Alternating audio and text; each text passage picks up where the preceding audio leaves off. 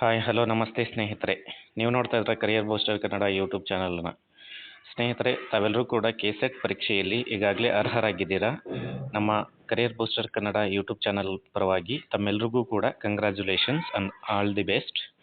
ಸ್ನೇಹಿತರೆ, ಈಗೇನಿದ್ರೂ ಕೂಡ ಕೆಸೆಟ್ ಪರೀಕ್ಷೆಗೆ ಅರ್ಹರಾಗಿರ್ತಕ್ಕಂತಹ ತಮ್ಮೆಲ್ಲರಿಗೂ ಕೂಡ ಮೂಲ ದಾಖಲಾತಿ ಪರಿಶೀಲನೆಗೆ ಏನೇನು ದಾಖಲಾತಿಗಳು ಬೇಕು, ಯಾವೆಲ್ಲ ದಾಖಲಾತಿಗಳು ಅವಶ್ಯಕ ಅಂತಕ್ಕಂತಹ ಡೌಟ್ಸ್ ಮೂಡೋದು ಸಹಜ ಸ್ನೇಹಿತರೆ. ಈ ಎಲ್ಲ ತಮ್ಮ ಡೌಟ್ನ ಕ್ಲಿಯರ್ ಮಾಡೋದಕ್ಕೋಸ್ಕರ ನಮ್ಮ ಚಾನಲ್ ವತಿಯಿಂದ ಈ ಒಂದು ಮೂಲ ದಾಖಲಾತಿ ಪರಿಶೀಲನೆಗೆ ಸಂಬಂಧಪಟ್ಟಂತೆ ಯಾವ್ಯಾವ ಎಲ್ಲ ಸೂಚನೆಗಳನ್ನು ಈ ಹಿಂದೆ KA ನೀಡಿರುತ್ತೆ ಅದನ್ನು ನಾವು ಇಲ್ಲಿ ವಿವರಿಸ್ತಾ ಹೋಗ್ತೀವಿ ಸ್ನೇಹಿತರೆ. ತಾವು ನೋಡ್ತಾ ಇದ್ದೀರಾ, ಮೂಲ ದಾಖಲಾತಿ ಪರಿಶೀಲನೆಗೆ ಹಾಜರಾಗಬೇಕಾದ ಅಭ್ಯರ್ಥಿಗಳಿಗೆ ಮಾರ್ಗಸೂಚಿಗಳು ಅಂತ ಹೇಳಿ ಇಲ್ಲಿದೆ. ಮೂಲ ದಾಖಲಾತಿಗಳ ಪರಿಶೀಲನೆಗೆ ಹಾಜರಾಗುವ ಅಭ್ಯರ್ಥಿಗಳು ಪ್ರಾಧಿಕಾರದಿಂದ ನಿಗದಿಪಡಿಸಿದ ದಿನಾಂಕದಂದೇ ಹಾಜರಾಗತಕ್ಕದ್ದು.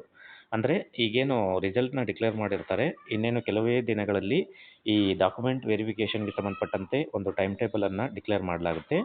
ಆ ಡಿಕ್ಲೇರ್ ಮಾಡಿರ್ತಕ್ಕಂತಹ ಸಬ್ಜೆಕ್ಟ್ ವೈಸ್ ಡೇಟ್ನ ಅವರು ಅನೌನ್ಸ್ ಮಾಡ್ತಾರೆ. ಆ ಸಬ್ಜೆಕ್ಟ್ ಯಾವ ದಿನ ಆ ಸಬ್ಜೆಕ್ಟ್ ವೈಸ್ ಡಾಕ್ಯುಮೆಂಟ್ ವೆರಿಫಿಕೇಷನ್ ಇರುತ್ತೆ ಆ ದಿನದಂದು ಎಲ್ಲರೂ ಕೂಡ ಕಡ್ಡಾಯವಾಗಿ ಹಾಜರಾಗಬೇಕಾಗುತ್ತೆ. ನಿಗದಿಪಡಿಸಿದ ದಿನಾಂಕದಂದು ಹಾಜರಾಗದ ಅಭ್ಯರ್ಥಿಗಳಿಗೆ ಇತರೆ ದಿನಾಂಕದಂದು ಮೂಲ ದಾಖಲಾತಿ ಪರಿಶೀಲನೆಗೆ ಅವಕಾಶ ನೀಡಲಾಗುವುದಿಲ್ಲ. ನೋಡಿದ್ರಲ್ಲ ಸ್ನೇಹಿತರೆ, ತಾವೆಲ್ಲರೂ ಕೂಡ ನೆಗ್ಲೆಕ್ಟ್ ಮಾಡದೆ ಅವರು ಏನು KA ದಿನಾಂಕವನ್ನು ನಿಗದಿಪಡಿಸಿರ್ತಾರೆ ಆ ದಿನಾಂಕದಂದು ತಾವು ತಪ್ಪದೇ ಹಾಜರಾಗಿ. ಹಾಗೆಯೇ ಅಭ್ಯರ್ಥಿಗಳು ಸಲ್ಲಿಸುವ ಎಲ್ಲ ಮೂಲ ದಾಖಲಾತಿಗಳು ಅರ್ಜಿ ಸಲ್ಲಿಸುವ ನಿಗದಿಪಡಿಸಿದ ಕೊನೆಯ ದಿನಾಂಕದ ಒಳಗೆ ಜಾರಿಯಾಗಿರತಕ್ಕದ್ದು. ಅಂದರೆ ತಾವೆಲ್ಲರೂ ಕೂಡ ಕೆಸೆಟ್ ಅಪ್ಲಿಕೇಶನ್ನ ಹಾಕಿರ್ತೀರಲ್ಲ, ಅದರೊಳಗಡೆ ತಾವೆಲ್ಲ ಡಾಕ್ಯುಮೆಂಟ್ಸ್ಗಳನ್ನು ಕೂಡ ಪಡೆದಿರಬೇಕು ಅಂತಕ್ಕಂತಹ ಒಂದು ಸೂಚನೆ. ಅಭ್ಯರ್ಥಿಗಳು ಮೂಲ ದಾಖಲಾತಿ ಪರಿಶೀಲನೆಯ ಸಮಯದಲ್ಲಿ ಕಡ್ಡಾಯವಾಗಿ ಮೂಲ ದಾಖಲೆಗಳನ್ನು ಕಡ್ಡಾಯವಾಗಿ ಹಾಜರಿರತಕ್ಕದ್ದು.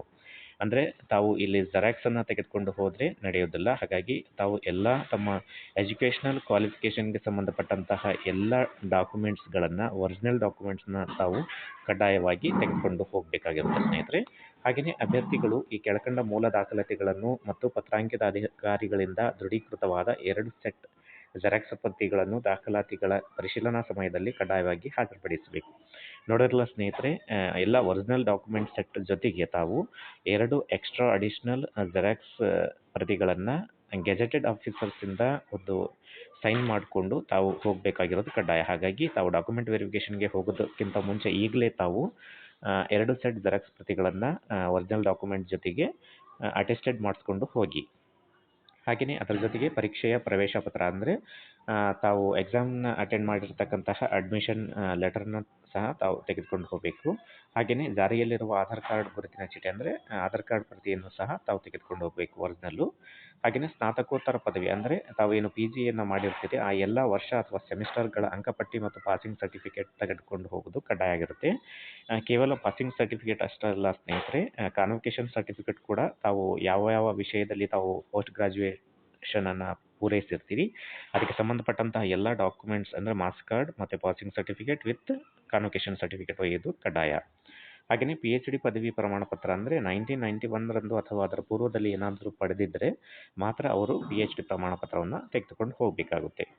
ಹಾಗೆಯೇ ಅಭ್ಯರ್ಥಿಗಳು ಆನ್ಲೈನ್ ಅರ್ಜಿಯಲ್ಲಿ ಈ ಕೆಳಕಂಡ ಮೀಸಲಾತಿಗಳನ್ನು ಕೋರಿದ್ದಲ್ಲಿ, ಅಂದರೆ ಯಾರೆಲ್ಲ ಅಪ್ಲಿಕೇಶನ್ ಹಾಕುವಾಗ ರಿಸರ್ವೇಷನ್ನ ರಿಕ್ವೆಸ್ಟ್ ಮಾಡಿರ್ತೀರಿ ಅವರು ಮಾತ್ರ ಈ ಕೆಳಕಂಡ ಮೂಲ ದಾಖಲಾತಿಗಳನ್ನು ಒದಗಿಸ್ತಕ್ಕದ್ದು. ಅಂದರೆ ಆನ್ಲೈನ್ ಅರ್ಜಿಯಲ್ಲಿ ಯಾವುದೇ ಮೀಸಲಾತಿ ಕೋರಿದ್ದಲ್ಲಿ ಮಾತ್ರ ಈ ಕೆಳಕಂಡ ದಾಖಲಾತಿಗಳನ್ನು ತಾವು ತೆಗೆದುಕೊಂಡು ಹೋಗಬೇಕು. ಅಂದರೆ ಫಾರ್ ಎಕ್ಸಾಂಪಲ್ SC STಗೆ ಸಂಬಂಧಪಟ್ಟಂತೆ ಹಾಗೆ OBCಗೆ ಸಂಬಂಧಪಟ್ಟಂತಹ ತಾವೆಲ್ಲರೂ ಕೂಡ ಕ್ಲೇಮನ್ನು ಮಾಡಿರ್ತೀರಿ ರಿಸರ್ವೇಷನಲ್ಲಿ, ಆ ಒಂದು ಕ್ಯಾಸ್ಟ್ ಸರ್ಟಿಫಿಕೇಟ್ ಮತ್ತು ಇನ್ಕಮ್ ಸರ್ಟಿಫಿಕೇಟ್ನ ತಾವು ತೆಗೆದುಕೊಂಡು ಹೋಗೋದು ಕಡ್ಡಾಯ ಆಗಿರುತ್ತೆ ಸ್ನೇಹಿತರೆ. ಹಾಗೆಯೇ ವಿಶೇಷ ಚೇತನವುಳ್ಳ ಅಭ್ಯರ್ಥಿಗಳು ತಮ್ಮ ಅಂಗವೈಕಲ್ಯತೆಯನ್ನು ದೃಢಪಡಿಸತಕ್ಕಂತಹ ಡಾಕ್ಯುಮೆಂಟನ್ನು ಸಹ ಒಯ್ಯಬೇಕು. ಹಾಗೆಯೇ ತೃತೀಯ ಲಿಂಗ ಅಭ್ಯರ್ಥಿಗಳು ಸಹ ಕೋರಿರುವ ಮೀಸಲಾತಿ ಪ್ರಮಾಣ ಪತ್ರಗಳನ್ನು ತೆಗೆದುಕೊಂಡು ಹೋಗೋದು ಕಡ್ಡಾಯ. ಹಾಗೆಯೇ ಸೂಚನೆಗಳನ್ನ ನಾವು ನೋಡ್ತಾ ಹೋಗೋದಾದರೆ, ಅರ್ಹತಾ ಪಟ್ಟಿಯಲ್ಲಿ ಹೆಸರಿರುವ ಆದರೆ ಸ್ನಾತಕೋತ್ತರ ಪದವಿ ಪೂರ್ಣಗೊಳ್ಳದ ಎಲ್ಲ ವರ್ಷಗಳ ಸೆಮಿಸ್ಟರ್ ಅಂಕಗಳ ಪಟ್ಟಿಗಳಿರದ ಅಭ್ಯರ್ಥಿಗಳು ಮೂಲ ದಾಖಲಾತಿ ಪರಿಶೀಲನೆಗೆ ಹಾಜರಾಗುವ ಅಗತ್ಯತೆ ಇರುವುದಿಲ್ಲ. ಅಂದರೆ ಅವರೆಲ್ಲರಿಗೂ ಕೂಡ ಇನ್ನೊಂದು ಅವಕಾಶವನ್ನು ಕೊನೆಯದಾಗಿ ಕೊಡಲಾಗುತ್ತೆ. ಹಾಗಾಗಿ ಯಾರೆಲ್ಲ ಈ ಮೂಲ ದಾಖಲಾತಿಗಳನ್ನು ತಾವು ತೆಗೆದುಕೊಂಡು ಹೋಗ್ತೀರಿ ತಾವೆಲ್ಲರೂ ಕೂಡ ಹೋಗ್ತಕ್ಕಂಥ ಅಡ್ರೆಸ್ ಬಂದುಬಿಟ್ಟು ಕರ್ನಾಟಕ ಪರೀಕ್ಷಾ ಪ್ರಾಧಿಕಾರದ ಕಚೇರಿ 18ನೇ ಕ್ರಾಸ್, ಸಂಪಿಗೆ ರಸ್ತೆ, ಮಲ್ಲೇಶ್ವರಂ, ಬೆಂಗಳೂರು. ಇಲ್ಲಿ ತಾವು ಎಲ್ಲ ಮೂಲ ದಾಖಲಾತಿಗಳನ್ನು ಕಡ್ಡಾಯವಾಗಿ ನಿಗದಿಪಡಿಸಿರ್ತಕ್ಕಂತಹ ದಿನಾಂಕಗಳಂದು ತಾವು ದಾಖಲಾತಿ ಪರಿಶೀಲನೆಗೆ ತೆಗೆದುಕೊಂಡು ಹೋಗೋದು ಕಡ್ಡಾಯ ಆಗಿರುತ್ತೆ ಸ್ನೇಹಿತರೆ. ಹಾಗಾಗಿ ತಾವೆಲ್ಲರೂ ಕೂಡ ಎಲ್ಲ ಮಾರ್ಕ್ಸ್ ಕಾರ್ಡ್ಗಳನ್ನ ದಯಮಾಡಿ ಒರಿಜಿನಲ್ ಮಾರ್ಕ್ಸ್ ಕಾರ್ಡ್ನ SLCಯಿಂದ ಹಿಡಿದು ಪೋಸ್ಟ್ ಗ್ರಾಜ್ಯುಯೇಟ್ ತನಕ ತಮ್ಮ ಎಲ್ಲ ಡಾಕ್ಯುಮೆಂಟ್ಸನ್ನು ಒರಿಜಿನಲ್ ಆಗಿ ತೆಗೆದುಕೊಂಡು ವಿತ್ ಕಾನ್ವೊಕೇಶನ್ ಸರ್ಟಿಫಿಕೇಟ್ ತೆಗೆದುಕೊಂಡು ಹೋಗೋದು ಕಡ್ಡಾಯ ಆಗಿರುತ್ತೆ. ವಿತ್ 2 ಸೆಟ್ ಜೆರಾಕ್ಸ್ ಪ್ರತಿಗಳನ್ನ ಸಹ ತಾವು ತೆಗೆದುಕೊಂಡು ಹೋದರೆ ತಮ್ಮ ಎಲ್ಲ ಡಾಕ್ಯುಮೆಂಟ್ ವೆರಿಫಿಕೇಷನ್ ಸುಗಮವಾಗಿ ಆಗುತ್ತೆ. ಹಾಗೆ ತಮ್ಮ ಈ ಭಾವಿ ಸಹಾಯಕ ಪ್ರಾಧ್ಯಾಪಕ ಹುದ್ದೆಗೆ ತಮ್ಮೆಲ್ಲರಿಗೂ ಕೂಡ ನಮ್ಮ ಚಾನಲ್ ವತಿಯಿಂದ ಇನ್ನೊಂದು ಸಾರಿ ಅಭಿನಂದನೆಗಳು ಸ್ನೇಹಿತರೆ. ತಮಗೆ ವಿಡಿಯೋ ಇಷ್ಟ ಆಗಿದ್ದರೆ ಲೈಕ್ ಮಾಡಿ, ಶೇರ್ ಮಾಡಿ, ಕಮೆಂಟ್ ಮಾಡೋದನ್ನು ಸಹ ಮರಿಬೇಡಿ. ಧನ್ಯವಾದಗಳು.